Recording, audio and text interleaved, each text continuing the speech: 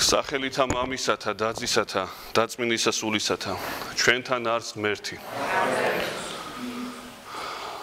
დღეს ჩვენ ძალიან საყურადღებო სიტყვები წავიკითხეთ ტიმოთეს მიმართ ეპისტოლედან, პავლე მოციქულის წერილი გახლავთ.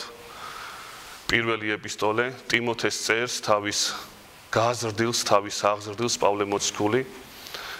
ჩვენ ამაზე ადრეც ჰქონდა გარკვეული საუბარი გიმნაზიაში რომ ვიყავით.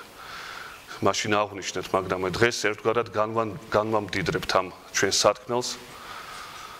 და აი ტიმოთეს პავლე მოციქული ესე მიმართავს, რომ ჩვენ ამიტომ ვიდევნებით და ვშრომობთ და ყოველივეს ვითმენთ, რადგანაც ვესავთ ცხოველ ღმერთს, რომელიც არის მაცხოვარი ყოველთა კაცთა და უფროის მართალთა. ესე თანამედროვე ქართულით რომ ვთარგმნოთ, გასაგები რომ იყოს უფრო მეტად. ჩვენ ამიტომ ვშრომობთ და ამიტომ ვიდევნებით, რომ იმედი გვაქვს, ანუ ვესავთ ცოცხალ ღმერთს. ცხოველი ყოველთვის ძველ ქართულში არის ცოცხალი. ცხოველ ღმერთს, ესე იგი ცოცხალ ღმერთს, რომელიც არის მაცხოვრებელი ყოველთა კაცთა და სხვა. რატო აყოლებს პავლე მოციქული ტერმინს ღმერთს ცოცხალს? ღმერთი ხო ისედაც ცოცხალია. რა საჭიროა თქმა ვესავთ ცოცხალ ღმერთს? ესე იგი შესაბამისად თუ ცოცხალ ღმერთს ვესავთ, უნდა არსებობდეს არაცოცხალი ღმერთი. ხო ესია, აბა სხვაგვარად რაში ჭირდება თქმა ცოცხალი ღმერთი? ღმერთი ცოცხალია ესედაც. მაგრამ როგორი უცნაურიც არ უნდა იყოს, ბიბლიური ღმერთი არის განსაკუთრებული ღმერთი, გამოცხადებითი ღმერთი. აი სწორედ ეს ბიბლიური ღმერთი არის ცოცხალი ღმერთი, რომელსაც ვესავთ ჩვენ და თავის დროზე პავლე მოციქული. აბა რომელი ღმერთები არ არიან ცოცხალნი? სხვაგვარად ესე დავსვათ კითხვა. ის ღმერთები, რომლებიც იწოდებიან ფილოსოფოსთა ღმერთებად. რას ქვია ფილოსოფოსთა ღმერთები? როგორ შეიძლება ფილოსოფოსთა ღმერთები არსებობდნენ? ყველა მოაზროვნეს, აი ჩვენ ახლა დღეს მივყვებით ქრონოლოგიას. ყველა ფილოსოფოს ანტიკური ხანიდან დაწყებული, ვიდრე დღევანდელ დღემდე შეიძლება ვთქვათ, სისტემას როცა ქმნიდა რომელიღაც ფილოსოფოსი, მიდიოდა აუცილებლად პირველ საწყისთან. ყველა არ მიდიოდა. არსებობენ უამრავი ფილოსოფოსნი, რომლებიც ღმერთზე არ საუბრობენ. საწყისზე არ საუბრობენ. არიან ესეთებიც. მაგრამ უმეტესობა მაინც ღმერთს ხას უსვამდა. ოღონდ მათი გამოგონილი ღმერთი, ანუ ის პირველ საწყისი, ცოცხალი ღმერთი არ არის. რითი განსხვავდება ცოცხალი ღმერთი ფილოსოფოსთა ღმერთებისაგან? ან ღმერთისაგან, ფილოსოფოსთა ღმერთისაგან, რითი განსხვავდება? იმით განსხვავდება, რომ ცოცხალ ღმერთთან ადამიანს აქვს ცოცხალი ურთიერთობა. აქედან როგორც პიროვნებას მიმართავს და იქიდანაც როგორც პიროვნება პასუხობს ცოცხალი ღმერთი. როგორც ადამიანებთან დაკავშირებით გვაქვს ჩვენ, თუ კი ცოცხალი არ არის პიროვნება, თუ მკვდარი ემასთან რა ურთიერთობა უნდა ქონდეს. მაგრამ თუ კი ცოცხალია, მასთან ურთიერთობა როგორ? დიალოგის ფორმით და სხვა ურთიერთობა შეიძლება ქონდეს. ასევეა ესეთი ურთიერთობა ცოცხალ ღმერთთან. რაღაცა ურთიერთობა შინაგანი, რომელსაც ვერავინ ვერ შეეხება, აი ესეთი ურთიერთობა აქვს ადამიანს. აქედან აკაკუნებს ადამიანი და იქიდან გამოძახილი ყოველთვის არის. აი ეს არის ცოცხალი ღმერთი. აბა მკვდარი ღმერთი რომელია? მკვდარი ღმერთი მაშინ არის ადამიანისათვის. მკვდარი. როდესაც აი ესეთ გამონათქვამს ამბობს ადამიანი, მე ღმერთის მწამს. როგწამს რა? გაქვს ურთიერთობა მასთან თუ როგორ? თუ არა გაქვს ურთიერთობა, შენი ღმერთიც მკვდარი ღმერთია, შენი მოგონილი ღმერთია. ფილოსოფოსი არა ხარ, მაგრამ მკვდარი ღმერთი გყავს. კერპი შეიძლება ვთქვათ. სულიერი კერპი. აშენება არ ჭირდება ესეთ კერპს. უფრო გასაგები რომ იყოს ჩვენი სათქმელი, აი ქრონოლოგიურად მინდა ძალიან ზოგადად მოგიყვეთ ის წარმოდგენები, რასაც აღიარებდნენ ძველი ბერძნები თუ თანამედროვე ამ შემთხვევაში ვამბობთ ჩვენთან უფრო ახლო ფილოსოფოსები, როგორ აღიარებდნენ ღმერთს და ეს ღმერთები მათი არის მხოლოდ და მხოლოდ მათი გამოგონილი მიზეზები ცხოვრებისა. მივიდნენ რაღაც მიზეზამდე, რომ ისე ვერ შეიქმნებოდა წუთისოფელი, ამას ზოგი სულს ეძახის, ზოგი გონებას ეძახის, ზოგი ერთს ეძახის, ზოგი სხვას და სხვას. ამას მნიშვნელობა არ აქვს, რაც დაუძახებ შენ. აი პირველი ვინც თქვა რომ საწყისი არსებობს სამყაროსი და თავისთავად არ შეიძლება შექმნილიყო იგი და რაღაცისაგან შეიქმნა. ეს იყო დაახლოებით მე-6 საუკუნეში მცხოვრები ბერძენი ფილოსოფოსი თალესი, რომელმაც თქვა რომ დასაწყისი ყოველივესი არის წყალი. წყალი უფორმოა, ამბობდა იგი. და შესაბამისად წყლის გარეშე, რადგან სიცოცხლე არ არსებობს, წყალი უნდა იყოს დასაბამი და დასასრული ყოველივესი. და შეიძლება ვთქვათ, ეხლა თეოსად არ მოიხსენებს, ანუ ღმერთად არ მოიხსენებს, მაგრამ საწყისი მისი ეს არის წყალი. შემდგომ ფილოსოფოსი იონური სკოლის წარმომადგენლები არიან ესენი, ძველი საბერძნეთია ეს. შემდგომ არის ანაქსიმენი ესეთი, უცნაური სახელით ცნობილი, რომელმაც თქვა, წყალი არა, ჰაერია ყველაფრის დასაბამი, ასევე უფორმო და ყველგამყოფი. შემდგომ ცოტა უფრო ამაღლებული დონე ქონდა ანაქსიმანდრე იყო ესეთი ფილოსოფოსი, რომელმაც თქვა, არც წყალი, არც ჰაერი, არამედ ყველაფრის დასაბამი უნდა არსებობდეს რაღაც მიზეზი, რა თქმა უნდა, და მას ამ დასაბამს უწოდა აპეირონი. ძველი ბერძნული სიტყვა ეს ნიშნავს შემოუსაზღვრელი, აპეირონი. შემოუსაზღვრელი, ჩვენი ღმერთი შემოუსაზღვრელია, როგორ მიაღწია ლოგიკურმა აზროვნებამ სხვადასხვა განვითარებას.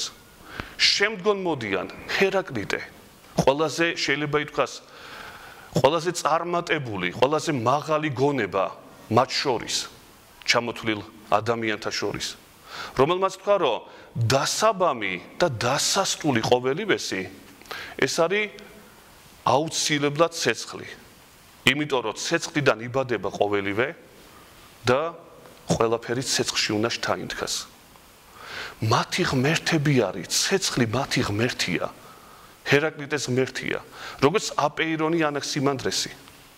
შემდგომ პითაგორა, ცნობილი თავისი გეომეტრიით, როგორი უცნაურიც არ უნდა იყოს, მან თქვა, რომ ყველაფრის დასაბამი არის ციფრი, 1. რატო თქვა? რა საინტერესოა, რატო თქვა, რომ ციფრებია ყველაზე დიდი რამ, ციფრებმა შექმნეს ყოველივე. და როგორი საოცარი კაცი იყო, ესეთ რამე პირველმა ვინც თქვა, რომ კოსმოსია, ანუ ეს მოწესრიგებულობა, მან თქვა პითაგორამ, როცა აიხედა ზეცაში. და თქვა ესეთი რამ, რომ სამყაროს მუსიკა გააჩნია, ჰარმონიული. ჩვენი გონება უნდა გაიწმინდოს და გული, რომ ამის მიმღებნი და მომსმენი ვიყო ჩვენ. რატონის აზროვნებაა? ეს არის დაახლოებით მე-5 საუკუნე, ჩვენ წელთაღრიცხვამდე. და რატო დაასახელა, რომ ეს ციფრი უნდა იყოს მაინც და მაინც ღმერთი? იმიტომ რომ რომელ საუკუნეშიც არ უნდა ცხოვრობდეს ადამიანი, როგორი განვითარებული ან დაბიო არ უნდა იყოს, ყოველთვის ციფრი არის 1. ციფრი ყოველთვის 1-ია, ანუ უბრალოდ ციფრი ციფრად რჩება. არ შეიძლება 1 იყოს 2, არ შეიძლება 3 იყოს 1. ციფრი არის მარადიული. შენ კოსმოსში იქნები თუ დედამიწაზე, ციფრი არის მარადიული. როგორი განვითარებას არ უნდა მოახდინოს ადამიანმა. ციფრებია ღმერთი შეიძლება ვთქვათ მათთვის. შემდგომ უფრო მეტად განვითარებული ჩვენთვის პლატონი, ჩვენგან მრავალჯერ ხსენებული. უფრო განვითარებული ფილოსოფოსი იმათთან შედარებით, რომელმაც აკადემია შექმნა ფილოსოფიური და ამბობს, რომ ღმერთი არის მომწესრიგებელი წუთისოფლისა, არა შემქმნელი არაფრობიდან, როგორც ბიბლიური ღმერთია, არამედ მომწესრიგებელი, არსებული საგნების მომწესრიგებელი მხოლოდ და მხოლოდ. დემიურგი უწოდა პლატონმა მას და კეთილი, ანუ სახიერი, არ შეიძლება სახიერი ღმერთი არ იყოს. შემდგომ, პლატონის შემდგომ, არისტოტელე უფრო განავითარა არისტოტელემ ეს ღმერთის აზრი და თქვა, რომ ღმერთი არის უმოძრაო მამოძრავებელი, ადრეც გვიხსენებია ჩვენ.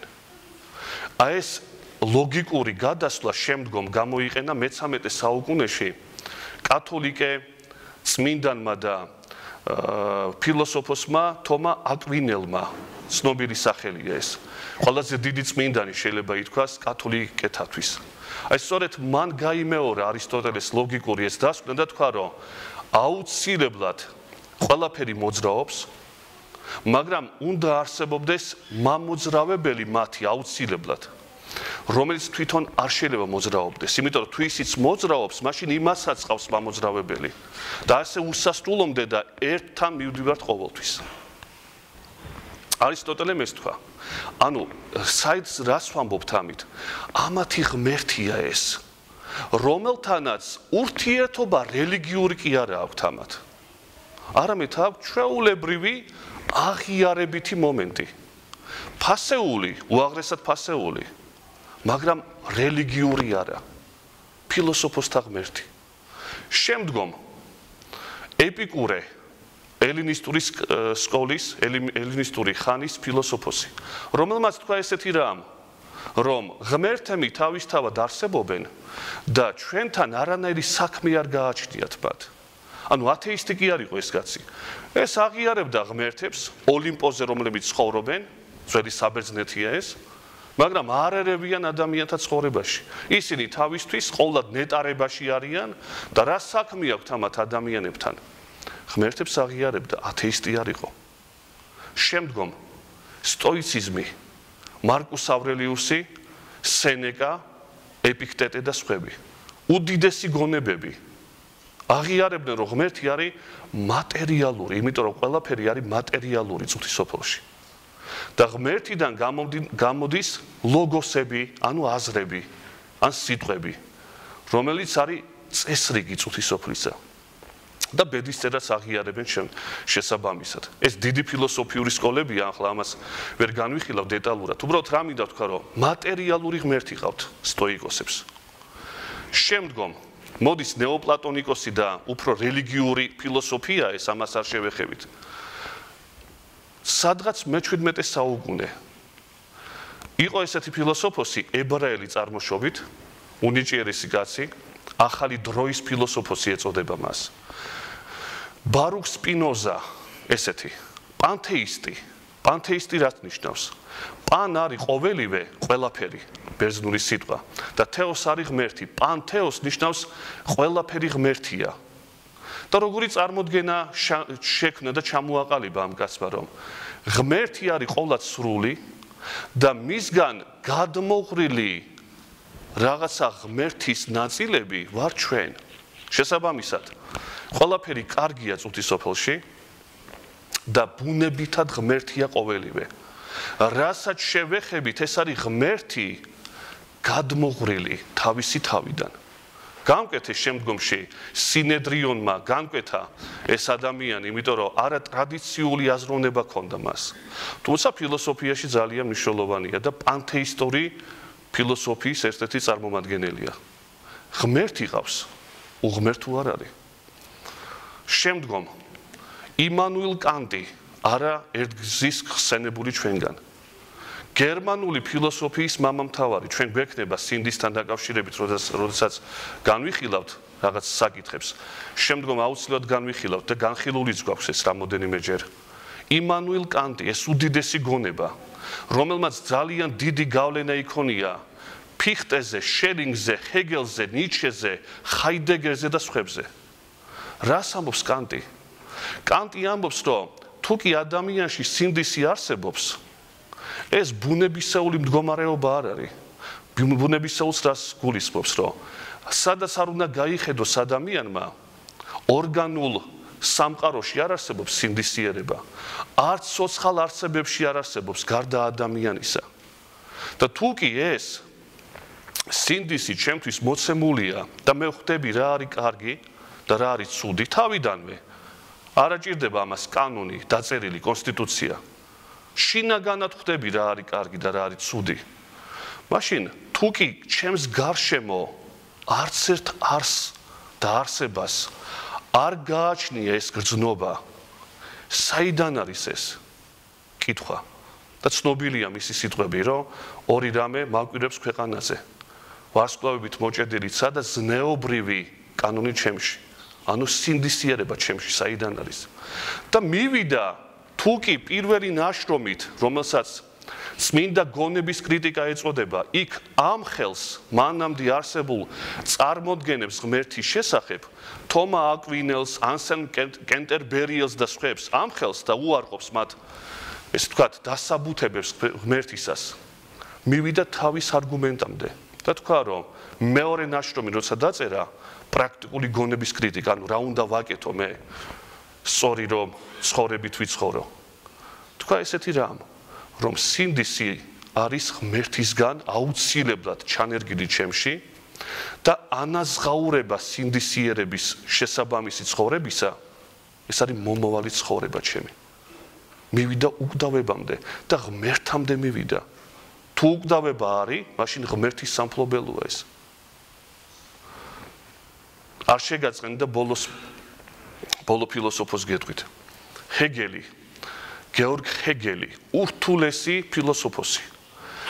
დამკეტი დიალექტიკური აზროვნებისა, ზოგადად ესე უწოდებდა თვითონ თავის თავსაც და ზოგადი ცნობები ჰეგელთან დაკავშირებით არის ესეთი, რომ ადამიანური ლოგიკური აზროვნების ჩამკეტი. შემდგომში ფილოსოფია რა თქმა უნდა არის, მაგრამ ლოგიკური აზროვნება ჩაკეტა, იმდენად დიდი სისტემა შექმნა. ცოტა ზღაპარნარევი ეხლა მოგახსენებთ რაც არის, ჩვენთვის სასაცილო შეიძლება ითქვას, მაგრამ გერმანელებისათვის იმ პერიოდისა იყო უდიდესი მიღწევა ეს. ესე ადვილად არ არის ჰეგელის ფილოსოფია გასაგები. ზოგადად ამბობდნენ, რომ თავის ფილოსოფიაშო ჰეგელიო შეიძლება ჰეგელი ხვდებოდა თვითონ და ორი კაცი მის გარშემო. დანარჩენი ვერავინ ვერ ხვდება. როგორც არ უნდა ისწავლო, იმდენად ძლიერი ფილოსოფოსი იყო. აქვს ესეთი ნაშრომი, სულის ფენომენოლოგია.